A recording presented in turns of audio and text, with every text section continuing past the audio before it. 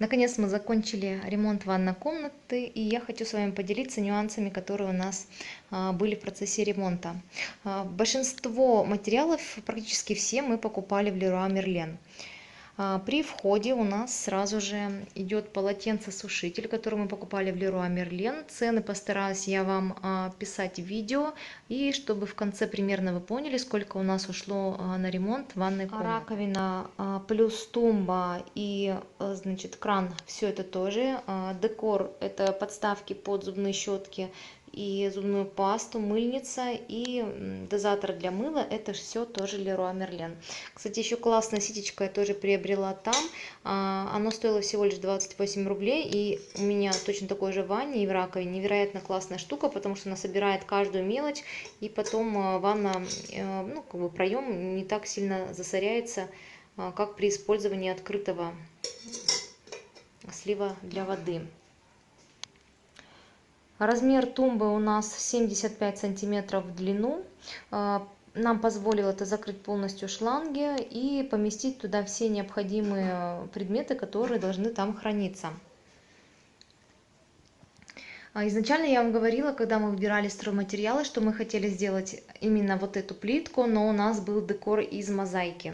К сожалению, все мастера, которые к нам приходили и с которыми мы консультировались, они неохотно вообще брались за это дело, говорили, что мозаика просто не подойдет, но она на самом деле была уже, чем сам размер плитки, то есть ширина плитки буквально 2-3 миллиметра, и мастера говорили, что придется делать дополнительный слой клея, и чтобы она вровень была именно с основной плиткой. И это бы заняло какое-то определенное время, и не факт, что она легла бы ровно. И мы от этой идеи отказались, и нам пришлось докупать декор в БАО-центре. Самое интересное, что мы взяли нестандартную основную плитку, она была 25 на 35. В основном плитки идут или 20 на 30, ну или там совсем нестандартные. И мы еле-еле подобрали декор. Мы взяли в БАО-центре вот такие лотосы. Они шли комплектом. Мы взяли 4, получается, декора. И нам мастер посоветовал уложить плитку при этом не обычной кладкой, а она идет кирпичная. Видите, они идут не вровень, а с таким расстоянием. И, кстати, это довольно-таки интересный шаг, нам очень понравилось. Это единственное то, что мы брали в БАО-центре. Все остальное в основном мы покупали в Leroy Merlin. Кран мы тоже брали в Leroy Merlin. Ванну тоже там заказывали. У меня есть видео, где мы полностью заказывали все стройматериалы и увозили их домой, заказывали грузоперевозку. Когда мы вызывали мастера, нам посчитали, что мастер 500 рублей берет за квадратный метр. Нам примерно пришлось обзвонить 5 мастеров в Елизаветке. Именно там я обзванивала, потому что смысла нет было звонить в город, чтобы люди как бы ездили, тратили время. И только на 4-м, наверное, мастере мы остановились. 2 парней нам посчитали сумму за нашу ванну 17 тысяч. Это с учетом того, что они обкладывали окно. И, значит, плюс выравнивание стены в каком месте было 3000. Леша сам у меня сделал под ванну вот такую, как бы заложил саму ванну из гипсокартона и сам уже доложил вот эту плитку именно под ванной и сделал там небольшую полочку. Все остальное мы отдали 17 тысяч. И нам, представляете, за 3 дня парни сделали всю полностью ванну. Это очень быстро и, в принципе, нас устроило. Единственный косяк: никогда никому не давайте залога. Пусть вам будут говорить, что у них голодные дети, все сидят без денег. Никогда, ни в коем случае не давайте залог. Нас тоже клянчили залог, мы не дали, и по факту работы потихоньку выдавали деньги. Значит, получилось так, что когда они доделали, они оставили пол без швов, то есть Леша у меня сам затирал затиркой все швы, и только через 2-3 дня они сами объявились, сказав о том, что как бы не было у них или времени, или еще чего-то, поэтому у них не получилось приехать в тот день. И при этом, когда мы им звонили, они не брали трубки. И еще получилось так, что они набрали несколько заказов одновременно с нашим, и бывали такие моменты, когда они просто делали там перерыв и говорили: ой, завтра мы не выходим, у нас не получается. и там, допустим, 2 дня их не было, и только потом, после того, как мы их обзванивали, они приходили. То есть я встречаюсь с таким первый раз. Для меня это вообще странно, почему люди не могут ответственно как бы подходить к работе. Другие нам насчитывали намного больше, 35 тысяч за ванну, и как бы мы не стали с ними работать. Но они тоже нам обещали за 3 дня все выложить. Потолок у меня Леша сам, значит, уложил панели, которые мы купили тоже в Леруа Мерлен. Уложил сначала потолочный специальный плинтус и прикрепил все панельки. По цене тоже вам напишу, сколько получилось.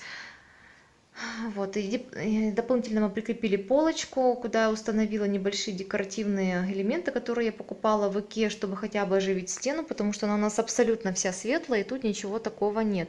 И я вот еще думаю, или прикрепить еще одну полку, или сделать еще, допустим, вот в районе вот этого угла тоже небольшие полочки. Возможно, я сюда повешу какую-нибудь такую, знаете, тоже из серии лотосов какую-нибудь, может быть, картину, если найду. Вот.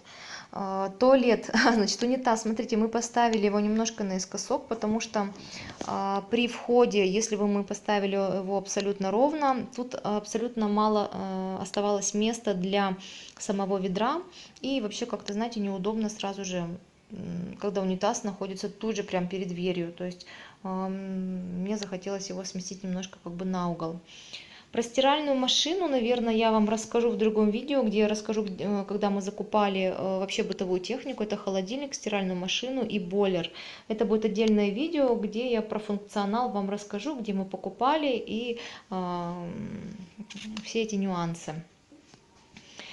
Так что, в принципе, мы, можно сказать, довольно-таки недорого обошлись ремонтом в ванной комнате.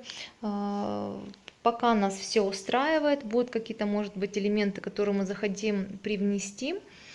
Еще не сказала, что саму шторку я покупала в Ашане, а держатель для шторки я брала в Леруа. Мы брали, значит, держатель более 2 метров, потому что конкретно 2 метра у нас бы не держалась между стенами вот эта вот палка, она бы падала. Пришлось брать более 2 метров, она с 2 до 4 метров идет, поэтому она стоила где-то около 500 рублей дороже. Шторку мы взяли за 680 рублей в Ашане. Ванну мы взяли акриловую специально для того, чтобы в процессе переноса из комнаты в комнату могла я, допустим, помочь Леше ее перенести. Она нереально легкая, очень такая, знаете, прочная, она не пригибается, как бывают, знаете, дешевые такие акриловые ванны, в которые ты встаешь, и они просто начинают под тобой прогибаться. Тут такого нету. Тут абсолютно все хорошо. И, значит, она очень такая, знаете, удобная, легкая, и у нее есть на донышке такое ребристая поверхность для того, чтобы ноги не скользили в процессе принятия душа. В ванной комнате у нас здесь лежат теплые полы. У нас был на самом деле полотенцесушитель вот в этой части, но нам пришлось его утопить, и мастера его вообще как бы урезали. Изначально наш дом, наш строитель проектировал так, что здесь в этом углу должна быть душевая кабина. И полотенцесушитель находился как раз вот в этом месте. Это на самом деле очень неудобно, потому что он был бы горячий, и в процессе купания, сами знаете, особенно когда детки моются, даже взрослому человеку можно подскользнуться, за него удариться и обжечься. Поэтому мы его просто утопили и оставили одни теплые полы. Я надеюсь, что этого будет достаточно и будет тепло. И насчет двери. Дверь мы тоже покупали в Леруа Мерлен. И в процессе, значит, установки двери мы еще, видите, не сделали вот эти вот дверные откосы, потому что у нас еще нету в коридоре обоев. Значит, ситуация какая была? Дверной проем оказался короче. Ой, Мила подавилась. Короче стандартного проема. Представляете, нам пришлось эту дверь подрезать. И ширина двери была полностью 79 сантиметров, и, соответственно, дверей таких нету, даже если бы и 80, потому что ширина дверной коробки, она съедает довольно-таки большое, значит, расстояние, и пришлось нам подкладывать брусочки для того, чтобы урезать расстояние, и дверь поместилась. Но это вот первый косяк, который у нас был от нашего застройщика. плитки, сразу скажу, что изначально мы брали пол совершенно другого цвета, так как мы хотели делать декор из мозаики, нам пришлось ее сдать. У плитки был такой немножко розоватый оттенок. Мы взяли тоже в БАУ как раз под элементы, значит, лотоса, зеленую нам пришлось взять. Она чуть-чуть была подороже, но что делать, по крайней мере, надо было как-то подбирать под элементы декора, поэтому пришлось сдать и взять такого цвета. Забыла вам еще показать, смотрите, в Леруа продаются держатели на присосках. Кстати, не обалденно удобная штука, кто не хочет сверлить, да даже если у вас есть возможность просверлить плитку, но, допустим, вы часто меняете там место расположения того же держателя, это очень легко отцепляется и можно прикрепить в любое место. Стоит такое удовольствие 100 рублей или 110 леруа, и я считаю, что это очень такая классная идея. И сейчас я вам покажу крючки тоже с такими же фиксаторами. Крючок тоже на такой присоске, он очень удобный и очень крепкий. Это не просто обычные, как раньше, присоски, а он именно с таким вакуумным держателем. То есть вы очищаете поверхность, прислоняете сам крючок, опускаете его вниз и оп, и очень плотно он пристает к стене, и его потом ничем не снять. Классная штука.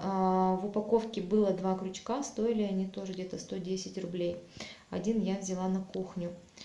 В других магазинах я видела еще цветные, но вот в Леруа, мне кажется, это были самые недорогие такие вот крючочки на липучках, на присосках.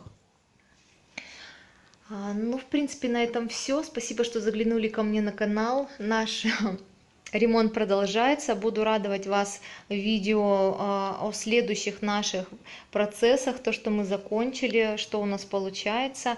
И постараюсь озвучивать вам цены, сколько вообще у нас уходит денег на ремонт и какие нюансы у нас в процессе строительства именно в Краснодаре возникают именно с рабочими.